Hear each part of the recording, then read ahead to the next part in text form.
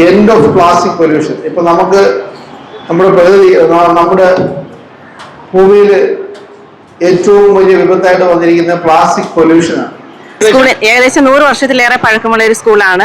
ആദ്യം ഇതൊരു പ്രൈമറി സ്കൂളായിട്ട് തുടങ്ങി. ലോവർ പ്രൈമറി ആയിരുന്നു, പിന്നീട് അത് അപ്പർ പ്രൈമറി ആയിട്ട് ഉയർത്തിയിട്ടുണ്ട്. ഇപ്പൊ ഏകദേശം 400ഓളം കുട്ടികൾ പഠിക്കുന്നു. ജൂൺ 5 എല്ലാവർക്കും അറിയാമോ? ഇന്ന് 2025 ജൂൺ 5 ലോക പരിസ്ഥിതി ദിനമാണ് അല്ലേ? അപ്പൊ നമുക്ക് എല്ലാവരും ചേർന്നിട്ട് ഇവിടെ 600 വൃക്ഷ തൈകളുണ്ട്. നമുക്ക് ഇവിടെ നടാനുള്ള ഒരു ദിവസവും കൂടെയാണ്. അപ്പൊ നമുക്ക് തുടങ്ങിയാലോ? തുടങ്ങാം. ഓക്കെ. പരിസ്ഥിതി ദിനത്തിന് ഓരോ സ്ലോഗനുണ്ട്. ഇപ്രാവശ്യത്തെ പരിസ്ഥിതി ദിനത്തിന്റെ സ്ലോഗൻ എന്ന് പറയുന്നത് പ്ലാസ്റ്റിക് അവസാനിപ്പിക്കുക എന്നുള്ളത്, പ്ലാസ്റ്റിക് പൊല്യൂഷൻ അവസാനിപ്പിക്കുക എന്നുള്ളതാണ്. 130 കോടി ടൺ പ്ലാസ്റ്റിക് ഭൂമിയിലുണ്ട്. ഇല്ല, നമ്മൾ കാണുന്നില്ല. നമ്മള് ഡെയിലി വീട്ടിൽ എത്രത്തോളം പ്ലാസ്റ്റിക് ആണ് നമ്മൾ ഉപയോഗിക്കുന്നത്. രാവിലെ എല്ലാവരും പല്ല് തേക്കുമോ? പല്ല് തേക്കുന്നത് പ്ലാസ്റ്റിക് ട്യൂബല്ലേ? പ്ലാസ്റ്റിക് അല്ലേ അതിനകത്ത്? ട്യൂബിൽ പ്ലാസ്റ്റിക് ഇതല്ലേ, ട്യൂബല്ലേ പല്ല് തേക്കുക? കോസപ്പും കോൾഗേറ്റും എല്ലാം പ്ലാസ്റ്റിക്കിന്റെ കണ്ടെയ്നറാണല്ലേ വരുന്നത്. നിങ്ങൾ പല്ല് തേക്കുക എടുക്കുന്നത് ഇല്ലേ?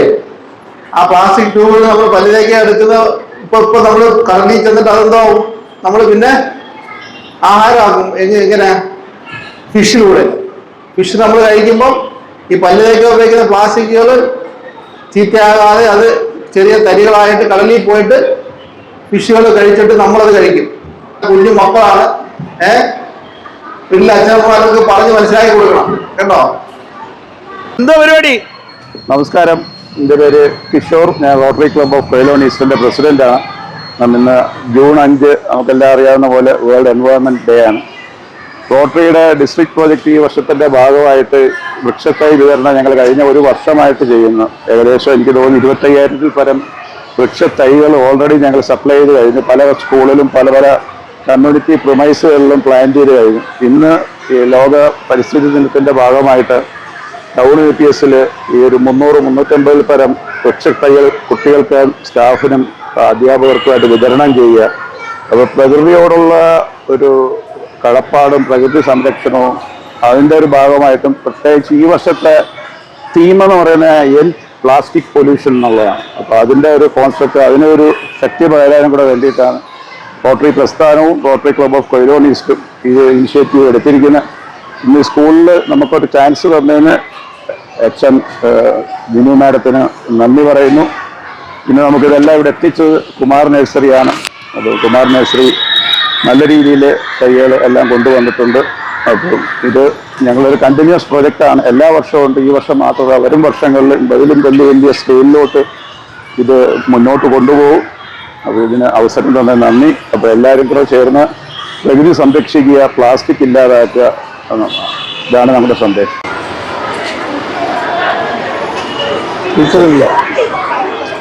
വാ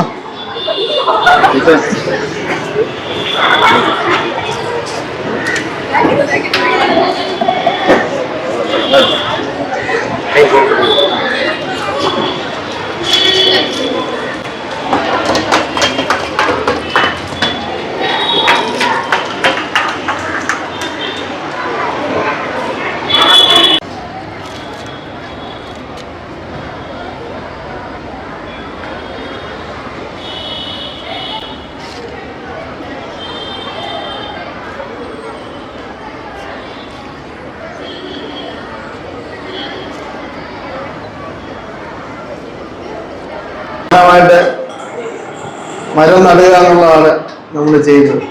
പരിസ്ഥിതി ദിനം എന്ന് പറഞ്ഞാൽ ഒരു മരം നടിയിൽ ദിനം ആയിട്ടാണ് എല്ലാവരും ചെയ്യുന്നത്. നമുക്കറിയാമല്ലേ, ഇവിടെ തന്നെ സേവ് ദ മദർ എർത്ത് എന്ന ഒരു ബോർഡുണ്ട്. ഒരു മനോഹരമായ ചിത്രം വരച്ചു വെച്ചിട്ടുണ്ട്, സേവ് ദ മദർ എർത്ത്. കുറച്ച് മരങ്ങള്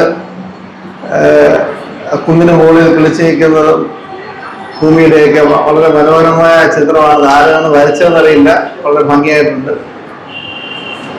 അപ്പോൾ നമ്മുടെ ഒരു പ്രകൃതിയെ സംരക്ഷിക്കുക എന്നുള്ളതാണ് ഈ പരിസ്ഥിതി ദിനത്തെ കൊണ്ട് ഉദ്ദേശിക്കുന്നത് അല്ലേ?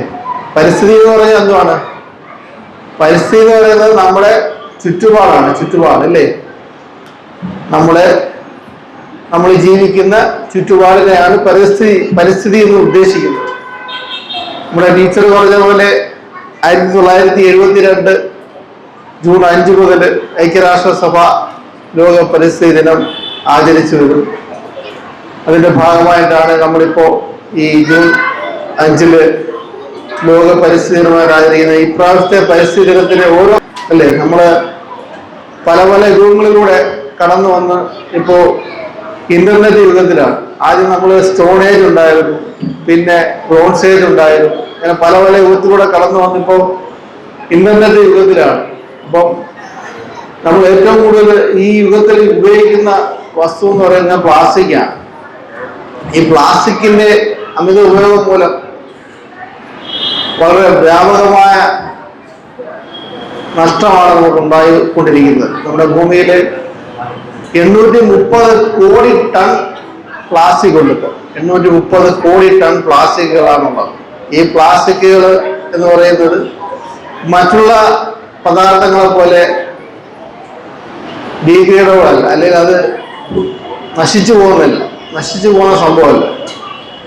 സിന്തറ്റിക് പ്രോഡക്റ്റ് ആണ്. സിന്തറ്റിക് പ്രോഡക്റ്റ് എന്ന് പറഞ്ഞാൽ ഇത് പ്ലാസ്റ്റിക് എന്ന് പറയുന്നത് ശരിക്കും ഒരു പെട്രോളിയം പ്രോഡക്റ്റ് ആണ്. പെട്രോളിയം പ്രോഡക്റ്റ് ആണെങ്കിൽ ഈ സാധനം പെട്രോളിയത്തിൽ നിന്നാണ് സാധനം വരുന്നതെങ്കിൽ പോലും ഇത് നശിച്ചു പോകുന്നില്ല. ഭൂമിയിൽ കിടന്നാൽ അത് ചെറുതായിട്ട് പൊടിഞ്ഞു പോയാലും ഇതെല്ലാം കറങ്ങി തിരിഞ്ഞ് സമുദ്രത്തിലെത്തുകയും സമുദ്രത്തിൽ ചെന്നിട്ട് സമുദ്രത്തിൽ ചെല്ലുമ്പോൾ ഫിഷും മീനുകളും മറ്റുള്ള ചെറിയ ചെറിയ ജീവികളും എല്ലാം ഇതിനെ ആഹാരമാക്കുകയും അത് തിരിച്ച് മത്സ്യത്തിലൂടെ നമ്മൾ തന്നെ കഴിക്കും. അല്ലേ? നമ്മൾ മത്സ്യം കഴിക്കാത്തവരായാലും ഉണ്ടോ? എല്ലാവരും മത്സ്യം കഴിക്കും. നമ്മൾ ഈ പ്ലാസ്റ്റിക്കിനെ പറയുന്നത് പഴയ നമ്മുടെ പിതാമഹന്മാരുടെ അല്ലെങ്കിൽ മനുഷ്യന്റെ തന്നെ ഗോസ്റ്റ് ആയിട്ടാണ്. ഗോസ്റ്റ് പ്രേതം. അതായത് ഈ പ്ലാസ്റ്റിക് ഉണ്ടാകുന്നത് ഞാൻ പറഞ്ഞത് പെട്രോളിയത്തിൽ നിന്നാണ്. പെട്രോളിയം എങ്ങനെയാ ഉണ്ടാവുന്നത് അറിയാമോ? പെട്രോൾ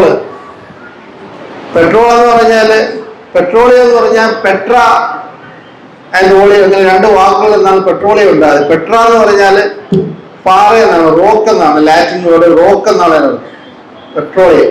ഓളിയം എന്ന് പറഞ്ഞാൽ ഓയിൽ. ആ രണ്ട് വാക്കിൽ നിന്നാണ് പെട്രോളിയം ഉണ്ടാവുന്നത്.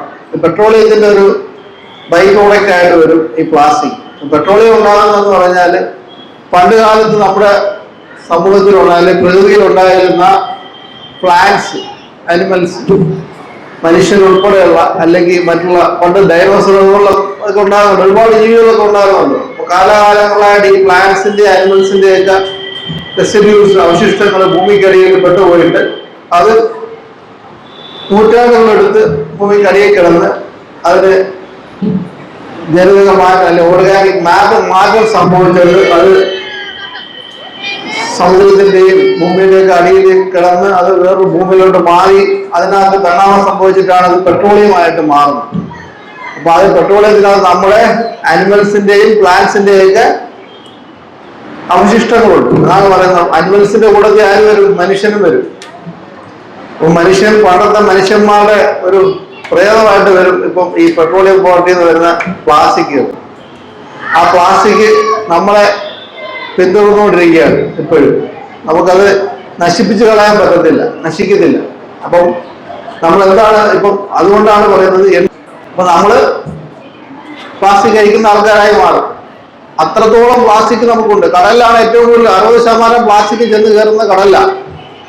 അപ്പൊ കടപ്പുറത്തോട്ട് പോയാലും കാണാം ഇഷ്ടംപോലെ പ്ലാസ്റ്റിക്. നമ്മളിപ്പോ കുറച്ച് ഒരു കപ്പൽ പറഞ്ഞല്ലോ കൊച്ചി, അറിയാവോ? കപ്പൽ പറഞ്ഞപ്പോ കപ്പലിനകത്ത് കുറെ പ്ലാസ്റ്റിക് ഉണ്ടാക്കുന്ന പെല്ലറ്റ്സ് ഉണ്ടായിരുന്നു. പ്ലാസ്റ്റിക്കിന്റെ പെല്ലറ്റ്സ്, ചെറിയ ചെറിയ മുത്തുപോലത്തെ സാധനങ്ങൾ, നഡിൽസ് എന്ന് പറയുന്നത്. പോളിമറാണ്, മോണോമോസ് എന്ന് പറയുന്നത് പോളിമർ, നഡിൽസ് എന്ന് പറയുന്നത്. ആ സാധനങ്ങൾ ഉണ്ടായിരുന്നു കപ്പലിൽ, കണ്ടെയ്നറിനകത്ത്. അതെല്ലാം മറിഞ്ഞപ്പോ കുറെ ഈ ചെറിയ ചെറിയ മുത്തുകൾ കംപ്ലീറ്റ് നമ്മുടെ തിരുവനന്തപുരം തൊട്ട് വർക്കല തൊട്ട് ഈ കടപ്പുറത്ത് മൊത്തം വന്ന് കയറി. ഇതെല്ലാം ഫിഷുകൾ തിന്നു കഴിഞ്ഞാൽ മരിച്ചു പോകും.